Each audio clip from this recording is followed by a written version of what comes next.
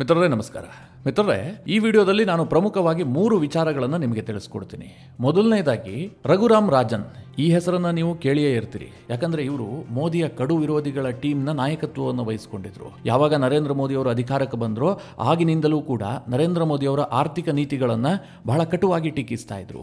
ಈ ರಘುರಾಮ್ ರಾಜನ್ ಈಗ ದಿಢೀರಂತ ಯೂಟರ್ನ್ ತೆಗೆದುಕೊಂಡಿದ್ದಾರೆ. ನರೇಂದ್ರ ಮೋದಿಯ ಕಾರಣದಿಂದಾಗಿ ಈ ದೇಶದ ಬ್ಯಾಂಕಿಂಗ್ ಸೆಕ್ಟರ್ ಉದ್ಧಾರ ಆಗ್ತಾ ಇದೆ ಅಂತ ಸ್ಟೇಟ್ಮೆಂಟ್ ಕೊಟ್ಟಿದ್ದಾರೆ. ಈ ಹಿಂದೆ ಬ್ಯಾಂಕಿಂಗ್ ಸೆಕ್ಟರ್ ಹಾಳಾಗೋದಕ್ಕೆ UPA ಸರ್ಕಾರದ ಭ್ರಷ್ಟಾಚಾರ ಕಾರಣ ಅಂತ ಒಂದು ಸ್ಟೇಟ್ಮೆಂಟ್ ಕೊಟ್ಟಿದ್ದಾರೆ. ರಘುರಾಮ್ ರಾಜನ್ ಅವರ ಈ ಸ್ಟೇಟ್ಮೆಂಟ್ ಕಾಂಗ್ರೆಸ್ನಲ್ಲಿ ಬಹಳ ಕೋಲಾಹಲಕ್ಕೆ ಕಾರಣ ಆಗಿದೆ. ಜೊತೆಗೆ ಇಷ್ಟು ದಿನ ರಘುರಾಮ್ ರಾಜನ್ ಅವರನ್ನ ಬೆಂಬಲಿಸ್ತಾ ಇದ್ದಂತಹ ಕಾಂಗ್ರೆಸ್ಸಿಗರಿಗೆ ಹಾಗೆ ಎಡಚರರಿಗೆ ಒಂದು ರೀತಿಯಲ್ಲಿ ಭ್ರಮ ನಿರಸನ ಆಗಿದೆ. ಇದ್ರ ಬಗ್ಗೆ ಸ್ವಲ್ಪ ಡೀಟೇಲ್ ಆಗಿ ನಿಮಗೆ ತಿಳಿಸ್ಕೊಡ್ತೀನಿ. ಎರಡನೇದಾಗಿ ಈ ಅಲ್ಲು ಅರ್ಜುನ್ ಮತ್ತು ತೆಲಂಗಾಣದ ಮುಖ್ಯಮಂತ್ರಿ ರೇವಂತ್ ರೆಡ್ಡಿ ನಡುವೆ ಒಂದು ಕೋಲ್ಡ್ ವಾರ್ ನಡೀತಾ ಇದೆ. ಯಾವಾಗ ಅಲ್ಲು ಅರ್ಜುನ್ ಬಂಧನವಾಯಿತೋ ಆ ದಿನದಿಂದಲೂ ಕೂಡ ಸರ್ಕಾರ ಮತ್ತು ಅಲ್ಲು ಅರ್ಜುನ್ ನಡುವೆ ಒಂದು ಮುಸುಕಿನ ಗುದ್ದಾಟ ನಡೀತಲೇ ಇದೆ.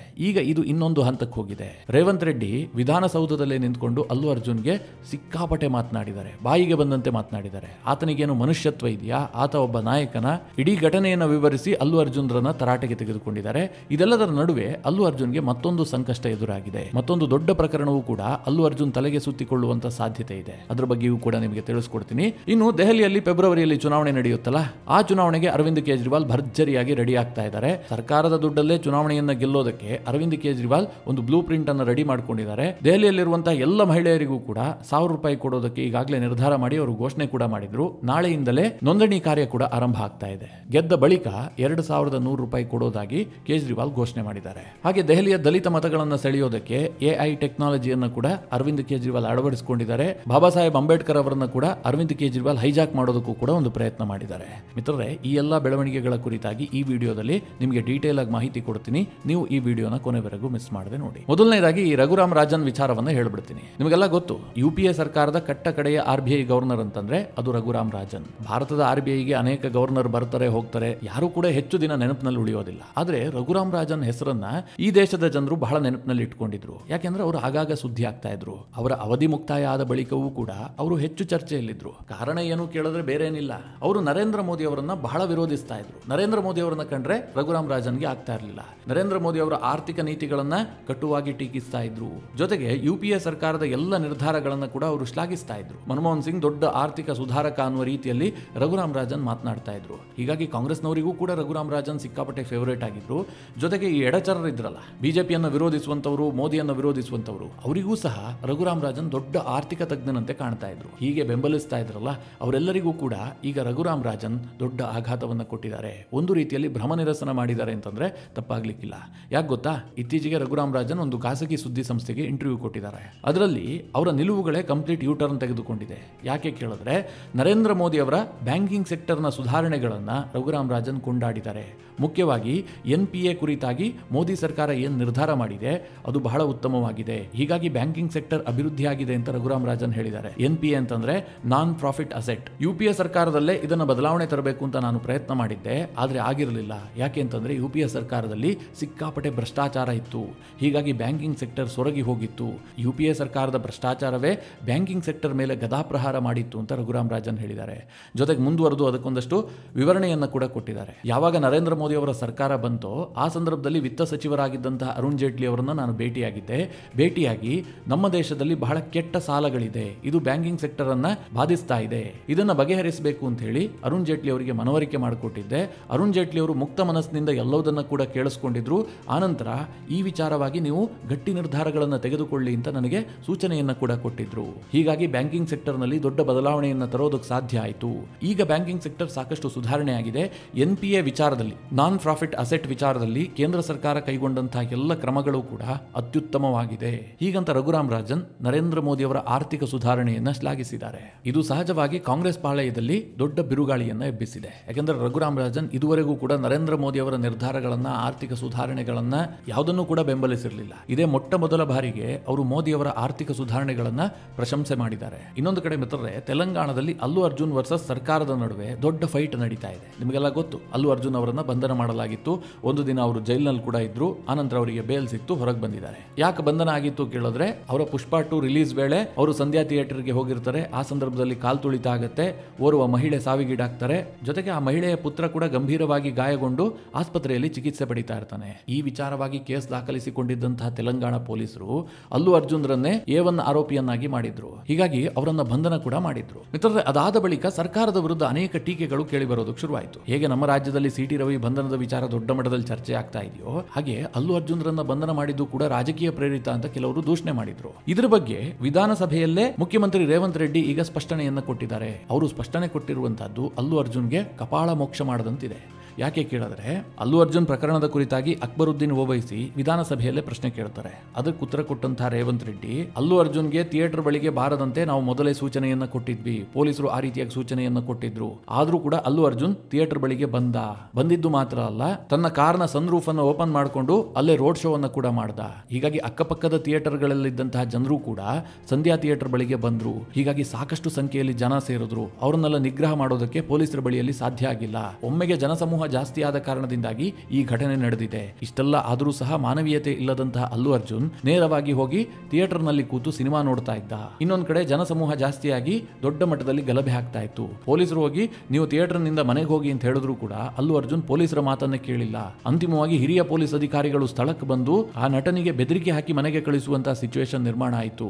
ಆತನಿಗೆ ಏನಾದ್ರೂ ಮಾನವೀಯತೆ ಇದೆಯಾ ಅಂತ ರೇವಂತ್ ರೆಡ್ಡಿ ಪ್ರಶ್ನೆ ಮಾಡಿದ್ದಾರೆ. ಜೊತೆಗೆ ಆತ ಒಂದು ದಿನ ಬಂಧನ ಆಗಿ ಮನೆಗೆ ತೆರಳದ್ನಲ್ಲ, ಅದಾದ ಬಳಿಕ ನಡೆದಂತಹ ಕೆಲ ಬೆಳವಣಿಗೆಗಳ ಕುರಿತಾಗಿಯೂ ಕೂಡ ರೇವಂತ್ ರೆಡ್ಡಿ ಕಿಡಿಕಾರಿದ್ದಾರೆ. ಅದೇನು ಕೇಳಿದ್ರೆ, ಅಲ್ಲು ಅರ್ಜುನ್ ಬಂಧನ ಆಗಿ ಅವರು ರಿಲೀಸ್ ಆಗ್ತಾರಲ್ಲ, ಅನಂತರ ಅಲ್ಲು ಅರ್ಜುನ್ ಮನೆಗೆ ಕೆಲ ರಾಜಕೀಯ ಮುಖಂಡರು, ನಾಯಕ ನಟರುಗಳು ಎಲ್ಲರೂ ಹೋಗಿ ಭೇಟಿ ಮಾಡಿ ಅವರಿಗೆ ಸಾಂತ್ವನ ಹೇಳುವಂತಹ ಕೆಲಸ ಮಾಡಿದ್ರು. ಅದಕ್ಕೆ ಸಿಟ್ಟಾದಂತಹ ರೇವಂತ್ ರೆಡ್ಡಿ, ಅಲ್ಲು ಅರ್ಜುನ್ಗೆ ಏನಾದ್ರೂ ಕಾಲು ಹೋಗಿತ್ತಾ, ಕಿಡ್ನಿ ಹೋಯ್ತಾ, ಕಣ್ಣು ಹೋಯ್ತಾ, ಅವರಿಗೆ ಅಂತಹ ಗಂಭೀರವಾಗಿ ಏನಾಗಿದೆ, ಏನೂ ಆಗಿಲ್ಲ ತಾನೆ, ಒಂದು ದಿನ ಜೈಲಿನಲ್ಲಿದ್ರೆ ಏನು ಸೂರ್ಯಚಂದ್ರ ಮುಳುಗೋಗ್ಬಿಟ್ರ, ಅಲ್ಲಿ ಆಸ್ಪತ್ರೆಯಲ್ಲಿ ಸಾವು ಬದುಕಿನ ನಡುವೆ ಹೋರಾಡ್ತಾ ಬಾಲಕ ಮಲ್ಕೊಂಡಿದ್ದಾನೆ. ಆತನನ್ನ ಯಾರು ಕೂಡ ವಿಚಾರಣೆ ಮಾಡ್ತಾ ಇಲ್ಲ, ಆತನನ್ನ ನೋಡೋದಕ್ಕೆ ಯಾರು ಹೋಗ್ತಾ ಇಲ್ಲ. ಇಲ್ಲಿ ಒಂದು ದಿನ ಜೈಲಿನಲ್ಲಿದ್ದು ಹೋದಂತಹ ಅಲ್ಲು ಅರ್ಜುನ್ ರನ್ನ ಭೇಟಿಗೆ 100 ಜನ ಹೋಗ್ತಾ ಇದ್ರಿ. ಏನಿದು ಮಾನವೀಯತೆ ಇದೆಯಾ ಅಂತೇಳಿ ರೇವಂತ್ ರೆಡ್ಡಿ ಕಿಡಿಕಾರಿದ್ದಾರೆ. ರೇವಂತ್ ರೆಡ್ಡಿ ಅವರ ಭಾಷಣ ಇವತ್ತು ಸಿಕ್ಕಾಪಟ್ಟೆ ವೈರಲ್ ಆಗ್ತಾ ಇದೆ.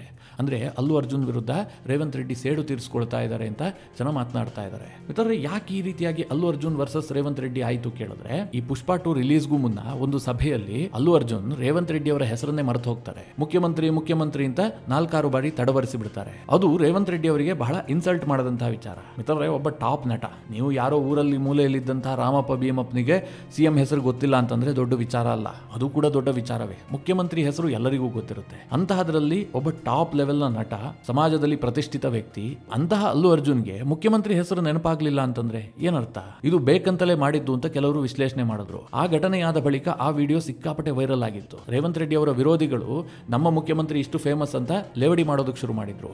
ಇದರಿಂದ ಇನ್ಸಲ್ಟ್ ಒಳಗಾಗಿದ್ದಂತಹ ರೇವಂತ್ ರೆಡ್ಡಿ ಸೇಡ್ ತೀರಿಸಿಕೊಂಡ್ರು. ಸಂಧ್ಯಾ ಥಿಯೇಟರ್ ಬಳಿ ಆದಂತಹ ಘಟನೆಯಲ್ಲಿ ಅಲ್ಲು ಅರ್ಜುನ್ ವಿರುದ್ಧ ನಿಂತ್ಕೊಂಡ್ರು ರೇವಂತ್ ರೆಡ್ಡಿ ಅಂತ ಕೆಲವರು ಟೀಕೆ ಮಾಡ್ತಾ ಇದ್ದಾರೆ. ಅದೇನೇ ಆದ್ರೂ ಕೂಡ ರೇವಂತ್ ರೆಡ್ಡಿ ಈಗ ಅಲ್ಲು ಅರ್ಜುನ್ ವಿರುದ್ಧ ಸಿಕ್ಕಾಪಟ್ಟೆ ಸಿಟ್ಟಾಗಿದ್ದಾರೆ. ವಿಧಾನಸೌಧದಲ್ಲೇ ಅವರ ವಿರುದ್ಧ ಮಾತನಾಡಿದ್ದಾರೆ. ಇನ್ನೊಂದು ಕಡೆ ಮಿತ್ರರೇ, ಆ ಸಂಧ್ಯಾ ಥಿಯೇಟರ್ ಬಳಿ ಒಂದು ಘಟನೆ ನಡೆದಿತ್ತಲ್ಲ, ಕಾಲ್ ತುಳಿತದಲ್ಲಿ ಮಹಿಳೆ ಸ್ಥಳದಲ್ಲೇ ಸತ್ತೋಗಿದ್ರು. ಆ ಮಹಿಳೆಯ ಪುತ್ರ 9 ವರ್ಷದ ಬಾಲಕನಿಗೆ ಚಿಕಿತ್ಸೆ ಕೊಡಲಾಗ್ತಾ ಇತ್ತು. ಆತನಿಗೆ ಗಂಭೀರ ಸ್ವರೂಪದ ಗಾಯಗಳಾಗಿತ್ತಲ್ಲ, ಆ ಬಾಲಕನಿಗೆ ಈಗ ಬ್ರೈನ್ ಡೆಡ್ ಆಗಿದೆ. ಆತ ಬದುಕುಳಿಯುವಂತಹ ಸಾಧ್ಯತೆ ಬಹಳ ಕ್ಷೀಣಿಸಿದೆ ಅಂತ ವೈದ್ಯರು ಹೇಳಿದ್ದಾರೆ. ಹೀಗಾಗಿ ಅಲ್ಲು ಅರ್ಜುನ್ಗೆ ಮತ್ತೊಂದು ಸಂಕಷ್ಟ ಎದುರಾಗುವಂತಹ ಸಾಧ್ಯತೆಗಳಿದೆ. ಈಗಾಗಲೇ ಒಂದು ಕೇಸ್ನಲ್ಲಿ A1 ಆರೋಪಿ ಆಗಿದ್ದಾರೆ. ಈಗ ಬಾಲಕನ ಸ್ಥಿತಿಯೂ ಕೂಡ ಅಲ್ಲು ಅರ್ಜುನ್ರೆ ಕಾರಣರಾಗಿರುತ್ತಾರೆ. ಹೀಗಾಗಿ ಇನ್ನೊಂದು ಪ್ರಕರಣವೂ ಕೂಡ ಅಲ್ಲು ಅರ್ಜುನ್ ತಲೆಗೆ ಸುತ್ತಿಕೊಳ್ಳುವಂತಹ ಸಾಧ್ಯತೆಗಳಿದೆ. ಇನ್ನು ಮಿತ್ರರೇ, ದೆಹಲಿಯ ವಿಚಾರಕ್ಕೆ ಬರೋದಾದ್ರೆ, ದೆಹಲಿಯಲ್ಲಿ ಫೆಬ್ರವರಿಯಲ್ಲಿ ಚುನಾವಣೆ ನಡೆಯುತ್ತೆ. ಈ ಚುನಾವಣೆಯನ್ನ ಗೆಲ್ಲಲೇಬೇಕು ಅಂತ ಕೇಜ್ರಿವಾಲ್ ಅನೇಕ ಪ್ರಯತ್ನಗಳನ್ನು ಮಾಡ್ತಾ ಇದ್ದಾರೆ. ಮುಖ್ಯವಾಗಿ ತನ್ನ ವೋಟ್ ಬ್ಯಾಂಕ್ ಅನ್ನು ಭದ್ರ ಮಾಡಿಕೊಳ್ಳೋದಕ್ಕೆ ಅರವಿಂದ್ ಕೇಜ್ರಿವಾಲ್ ಬಹಳ ಟಾರ್ಗೆಟ್ ಮಾಡಿ ಕೆಲವೊಂದಷ್ಟು ಪ್ರೋಗ್ರಾಮ್ಗಳನ್ನ ಈಗಲೇ ಮುಂಚಿತವಾಗಿ ಘೋಷಣೆ ಮಾಡ್ತಾ ಇದ್ದಾರೆ. ಅದರಲ್ಲಿ ಮುಖ್ಯಮಂತ್ರಿ ಮಹಿಳಾ ಸನ್ಮಾನ್ ಕೂಡ ಒಂದು. ನಿಮಗೆಲ್ಲ ಗೊತ್ತಿರಬಹುದು ಅರವಿಂದ್ ಕೇಜ್ರಿವಾಲ್ ಏನು ಘೋಷಣೆ ಮಾಡಿದ್ರು. ದೆಹಲಿಯಲ್ಲಿರುವಂತಹ ಎಲ್ಲ ಮಹಿಳೆಯರಿಗೂ ಕೂಡ, ಅಂದ್ರೆ 18 ವರ್ಷ ಮೇಲ್ಪಟ್ಟಂತಹ ಪ್ರತಿ ಮಹಿಳೆಗೂ ಕೂಡ ಪ್ರತಿ ತಿಂಗಳು 1000 ರೂಪಾಯಿ ಕೊಡುವಂತಹ ಒಂದು ಯೋಚನೆ ಮಾಡಿ ಮಿತ್ರರೇ. ಮಹಾರಾಷ್ಟ್ರದಲ್ಲಿ ಲಾಡ್ಕಿ ಬೆಹನಾ ಸ್ಕೀಮ್ ಅನ್ನ ಏಕನಾಥ್ ಶಿಂದೆ ಜಾರಿಗೆ ತಂದಿದ್ರು. ಅಲ್ಲಿ ಲಿಮಿಟೇಷನ್ ಏನಿತ್ತು ಕೇಳಿದ್ರೆ, ವಾರ್ಷಿಕವಾಗಿ 2,50,000ಕ್ಕಿಂತ ಕಡಿಮೆ ಆದಾಯ ಹೊಂದಿದಂತಹ ಕುಟುಂಬದ ಓರ್ವ ಮಹಿಳೆಗೆ ಪ್ರತಿ ತಿಂಗಳು 1,500 ರೂಪಾಯಿ ಕೊಡುವಂತಹ ಯೋಜನೆ. ಅಂದ್ರೆ ಅದಕ್ಕೊಂದು ಮಿತಿ ಇತ್ತು. ಇನ್ನೊಂದು ಕಡೆ ಕರ್ನಾಟಕದಲ್ಲಿ ಗೃಹಲಕ್ಷ್ಮಿ ಯೋಜನೆಯನ್ನು ತರಲಾಗಿದೆ.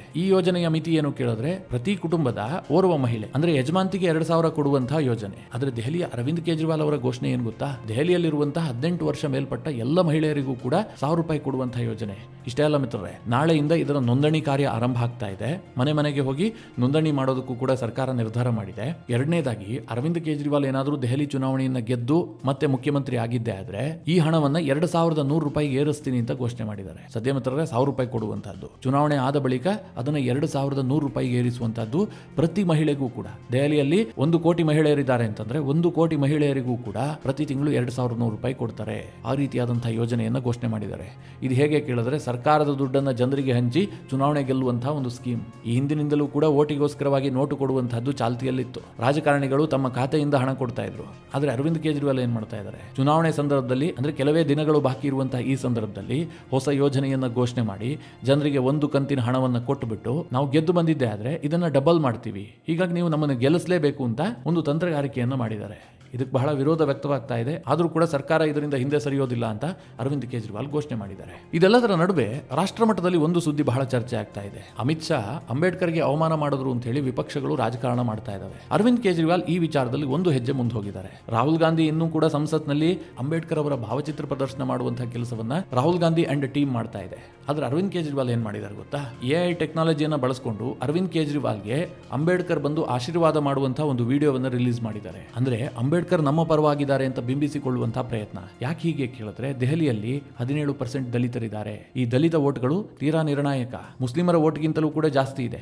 ಮುಸ್ಲಿಮರು 13% ಇದ್ರೆ ದಲಿತರು 17% ಇದ್ದಾರೆ. ಹೀಗಾಗಿ ದಲಿತರ ವೋಟ್ ಅನ್ನ ಸೆಳೆಯೋದಕ್ಕೋಸ್ಕರವಾಗಿ ಅಂಬೇಡ್ಕರ್ ಅನ್ನ AI ಟೆಕ್ನಾಲಜಿ ಮೂಲಕ ಅರವಿಂದ್ ಕೇಜ್ರಿವಾಲ್ ಬಳಸಿಕೊಳ್ಳೋದು ಹೊರಟಿದ್ದಾರೆ. ಇನ್ನೊಂದು ಕಡೆಯಲ್ಲಿ ಮುಸ್ಲಿಮರ ವೋಟ್ ಅನ್ನ ಸೆಳೆಯೋದಕ್ಕೋಸ್ಕರವಾಗಿ ಸಮಾಜವಾದಿ ಪಕ್ಷದ ಜೊತೆಗೆ ಮೈತ್ರಿ ಮಾಡಿಕೊಳ್ಳೋದಕ್ಕೂ ಕೂಡ ಅರವಿಂದ್ ಕೇಜ್ರಿವಾಲ್ ನಿರ್ಧಾರ ಮಾಡ್ತಾ ಇದ್ದಾರೆ. ಈಗಾಗಲೇ ಮಾತುಕತೆಗಳು ಆರಂಭವಾಗಿದೆ. ನಿಮಗೆಲ್ಲ ಗೊತ್ತಿರಬಹುದು, ಕಾಂಗ್ರೆಸ್ ಜೊತೆಗೆ ನಾವು ಮೈತ್ರಿ ಮಾಡ್ಕೊಳ್ಳೋದಿಲ್ಲ ಅಂತ ಅರವಿಂದ್ ಕೇಜ್ರಿವಾಲ್ ಘೋಷಣೆ ಮಾಡಿದ್ದಾರೆ. ಆದ್ರೆ ಮುಸ್ಲಿಂ ವೋಟ್ಗಳು ಹೋಗಬಾರದು, ಮುಸ್ಲಿಂ ವೋಟ್ಗಳು ಕಂಪ್ಲೀಟ್ ಆಗಿ ಕಾಂಗ್ರೆಸ್ಗೆ ಶಿಫ್ಟ್ ಆಗಬಹುದು ಅನ್ನುವಂತ ಆತಂಕದಲ್ಲಿ ಸಮಾಜವಾದಿ ಪಕ್ಷದ ಜೊತೆಗೆ ಮೈತ್ರಿ ಮಾಡಿಕೊಂಡು ಅವರಿಗೊಂದು 3-4 ಸೀಟನ್ನು ಬಿಟ್ಟುಕೊಟ್ರೆ ನಮಗೆ ಮುಸ್ಲಿಂ ವೋಟ್ಗಳು ದಂಡಿಯಾಗಿ ಬಂದು ಬಿಡುತ್ತೆ. 13% ಮುಸ್ಲಿಮರಿದ್ದಾರೆ, ಇದು ನಮ್ಮನ್ನ ಗೆಲ್ಲಿಸುತ್ತೆ, ಗೆಲುವಿನ ದಡವನ್ನ ಸೇರಿಸುತ್ತೆ ಅಂತ ಅರವಿಂದ್ ಕೇಜ್ರಿವಾಲ್ ಅನಿಸ್ತಾ ಇದೆ. ಹೀಗಾಗಿ ಚುನಾವಣೆ ಹತ್ರ ಬರ್ತಾ ಇರುವಂತಹ ಈ ಸಂದರ್ಭದಲ್ಲಿ ಅರವಿಂದ್ ಕೇಜ್ರಿವಾಲ್ ಅನೇಕ ರೀತಿಯ ರಾಜಕೀಯ ತಂತ್ರಗಾರಿಕೆಯನ್ನ ದೆಹಲಿಯಲ್ಲಿ ಮಾಡ್ತಾ ಇದ್ದಾರೆ. ಮಿತ್ರರೇ, ಈ ಎಲ್ಲ ವಿಚಾರಗಳ ಕುರಿತಾಗಿ ನಿಮಗೆ ಏನನ್ಸುತ್ತೆ?